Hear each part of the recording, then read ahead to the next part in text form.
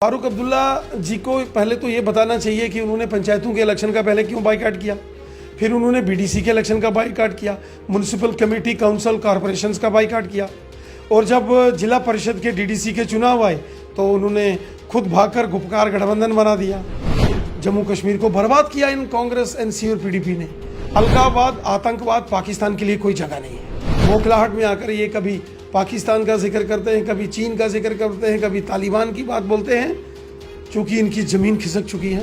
10-10 पार्टियां जो एक दूसरे की शक्ल नहीं देखते थे, बीजेपी के डर के कारण उन्होंने गुपकार गठबंधन बना दिया, लेकिन फिर भी ये हारेंगे। पाकिस्तान एक्सपोज हुआ है कि हुर्रियत के लीडरों का इस्तेमाल करके उसने कश्मीरियों का खून बहाया है। जम्मू कश्मीर में केंद्र सरकार की तरफ से बहुत सारी योजनाएं जो है वो चलाई जा रही हैं, चाहे वो रोड की बात की जाए, हाईवेज की बात की जाए, टनल्स की बात की जाए, या गांव-गांव तक जो नए प्रोजेक्ट लेकर जाए जिससे गांव के युवाओं को भी काम मिलेगा, या शहरों की बात की जाए, बहुत सारी चीज़ें जो है वो चलाई जा रही हैं। लेकिन फिर भी इन सारी योजनाओं के चलाने पर भी लोगों द्वारा कहीं ना कहीं कुछ न कुछ उनके द्वारा ये कहा जा रहा है कि हमें अभी भी जो है नाराज़गी है केंद्र सरकार से, और यहाँ जो बैठे हुए उनके मिनिस्टर्स हैं उनसे भी नाराज़गी है, और ये नाराज़गी बखूबी बार बार जब हम लोगों के सामने जाते हैं वो दिखती भी, और आप भी वो लोग देखते हैं। इस वक्त इसी सब पर हमारे साथ बात करने के लिए रविंदर रैना जी हैं। आप बखूबी उनको जानते हैं और अपनी बेबाक बातों से हमेशा वो सामने बहुत सारी चीज़ें कहते भी हैं और अपोजिशन पर अटैक भी करते हैं। सर,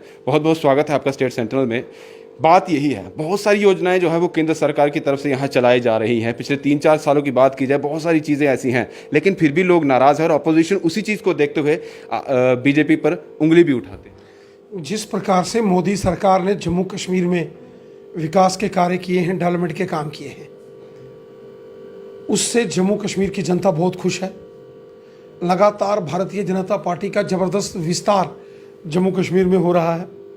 आज भी बड़ी तादाद में जम्मू के जो तेज तरार नौजवान हैं, जो यंग एंटरप्रेन्योर्स हैं, उन्होंने भारतीय जनता पार्टी का दामन थामा है। आज पिछले 10 दिनों से लगातार मेरे टूर अलग अलग जम्मू के डिस्ट्रिक्ट्स में हो रहे हैं। कॉन्स्टिट्यूंसी लेवल पर हमारे जो प्रवास चल रहे हैं, वहाँ भी बड़े पैमाने पर लोग भारतीय जनता पार्टी में शामिल हो रहे हैं, और आने वाले दिनों में भी आप देखोगे कि कुछ बहुत बड़े बड़े नामी गिनामी दिग्गज चेहरे भी भारतीय जनता पार्टी में शामिल होने वाले हैं। मोदी सरकार ने जिस प्रकार जम्मू कश्मीर में विकास के कार्य किए हैं, ये उसी का परिणाम है कि आज जम्मू कश्मीर का बच्चा बच्चा भारतीय जनता पार्टी में शामिल हो रहा है। लेकिन सर, ये जो अपोजिशन है वो क्यों उंगली उठाती है बीजेपी के कार्य? अपोजिशन का तो काम है ना, क्योंकि जब अपोजिशन वाले खुद सत्ता में थे तो इन्होंने किया कुछ नहीं। अपोजिशन पार्टीज, कांग्रेस के लोग, नेशनल कॉन्फ्रेंस के लोग, पीडीपी के लोग, और ये जो आज सभी मिलके गुपकार गठबंधन बना रहे हैं, इनका तो काम है आतंकवाद, अलगाववाद, पाकिस्तान की बात को जम्मू कश्मीर में करना, लोगों को लड़ाना। जम्मू कश्मीर को बर्बाद किया इन कांग्रेस एनसी और पीडीपी ने। तो आज जब भारतीय जनता पार्टी के केंद्र की सरकार है और जम्मू कश्मीर में एलजी साहब का शासन है, तो उसमें अलगाववाद, आतंकवाद, पाकिस्तान के लिए कोई जगह नहीं है।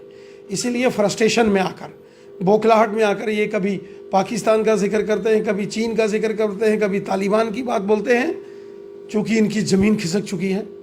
लोगों ने इनको रिजेक्ट कर चुका है लोग, और इनको भी ये मालूम है कि आने वाले जो असेंबली के इलेक्शंस होंगे डिलिमिटेशन के बाद, वहाँ भारतीय जनता पार्टी प्रचंड बहुमत के साथ अपनी सरकार बनाएगी।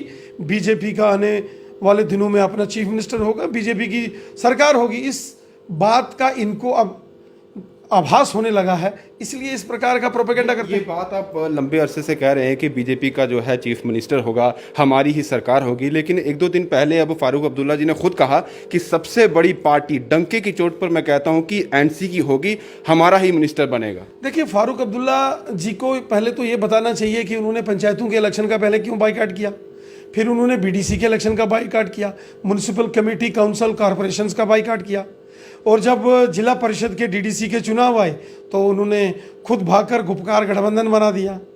तो ये सब 10-10 पार्टियां जो एक दूसरे की शक्ल नहीं देखते थे, बीजेपी के डर के कारण उन्होंने गुपकार गठबंधन बना दिया, लेकिन फिर भी ये हारेंगे। जनता जम्मू कश्मीर की बीजेपी के साथ है। आपकी तरफ से कहा जा रहा है कि हम 50 से ज़्यादा जो है वो सीटें जीतेंगे, लेकिन दूसरी तरफ उमर अब्दुल्ला जी का ये कहना है कि ये सिर्फ ख्याली पलाव है। जो पहले भी उन्होंने कहा कि 44 प्लस हम होंगे, वहाँ तक पहुँच नहीं पाए और अब 50 का ख्वाब इनकी तरफ से देखा जा रहा है। चलिए, श्रीमान उमर अब्दुल्ला जी ने क्या कहा है या क्या नहीं कहा है वो उनकी अपनी राय है, उनकी पार्टी का विषय है। लेकिन जिस तेज़ी से भारतीय जनता पार्टी आगे बढ़ रही है, जिस तेज़ी से बीजेपी पूरे जम्मू कश्मीर में मजबूत हो रही है, मैं पूरे विश्वास के साथ कहता हूं कि इस बार जम्मू के साथ साथ कश्मीर घाटी से भी भारतीय जनता पार्टी को बहुत बड़ी तादाद में वहां से हमें बड़ा समर्थन मिलने वाला है। और जो मेरी अभी कश्मीर घाटी में रैलीज हुई हैं, शोपियान, पुलवामा, कुलगाम, अनंतनाग, पहलगाम, बड़ी तादाद में लोग घरों से निकल के आए हैं और बीजेपी की रैलियों में शामिल हुए हैं। मुझे पूरा विश्वास है कि जो मोदी सरकार ने लोगों की डेवलपमेंट के लिए काम किए हैं, आज भी जो मोदी साहब काम कर रहे हैं, वो चाहे फ्री राशन हो, फ्री वैक्सीन हो, वो चाहे 6-6 हज़ार रुपया किसानों के खातों में हो, 5-5 लाख रुपया आयुष्मान भारत के गोल्डन कार्ड्स हों, मोदी साहब ने डेवलपमेंट के काम, सड़क, स्कूल, बिल्डिंग, हॉस्पिटल, बिजली, पानी, हर प्रकार की व्यवस्थाओं को सुनिश्चित किया है। और जनता डेवलपमेंट के इस काम को वोट देगी और जनता बीजेपी को वोट देगी। आपकी तरफ से जितना आप आत्मविश्वास से कह रहे हैं कि हम ही जीत के आएंगे, लेकिन मोदी सरकार ने तो किया ही किया। जो सेंटर में सरकार है वो कर रही है। लोगों की नाराजगी, यहाँ के जो अपने बीजेपी का मिनिस्टर यहाँ है, तो अभी किसी की सरकार नहीं है, यहाँ चुनी हुई सरकार नहीं है, यहाँ अभी राष्ट्रपति शासन है। लेकिन आपकी तरफ से कहा जा रहा है कि 50 से ज्यादा हम सीटें जीतेंगे। लेकिन जब डीडीसी के इलेक्शन हुए थे, जो आपकी अपनी कॉन्स्टिट्यूएंसी थी नौशहरा, वहां से बीजेपी हार गई थी। नहीं, ये आपको गलतफहमी है, ये आपको इसकी जानकारी नहीं है। हमारे वहाँ 3 जिला परिषद की पीडीपी के जीत 3 सीटें थी। मेरी जो नौशहरा की असेंबली कॉन्स्टिट्यूंसी है, वहाँ 3 डीडीसी की सीटें हैं। पहली सीट है सुंदरबनी की, जहाँ भारतीय जनता पार्टी ने गुपकार गठबंधन को जमानतें जब्त कराई। श्री राजेंद्र शर्मा जी वहाँ के जिला परिषद के सदस्य जीत के आए। दूसरी हमारी जीत हुई जो सेरी की सीट है, सेरी, लंबेड़ी और सियोट ब्लॉक्स, यहाँ भारतीय जनता पार्टी की जीत हुई। श्रीमती संगीता शर्मा वहाँ से जीत के आई और रजौरी डिस्ट्रिक्ट की हाईएस्ट मार्जिन से, बड़े मार्जिन से जो सीट जीती वो बीजेपी ने सेरी, लंबेड़ी और सियोट की सीट जीती।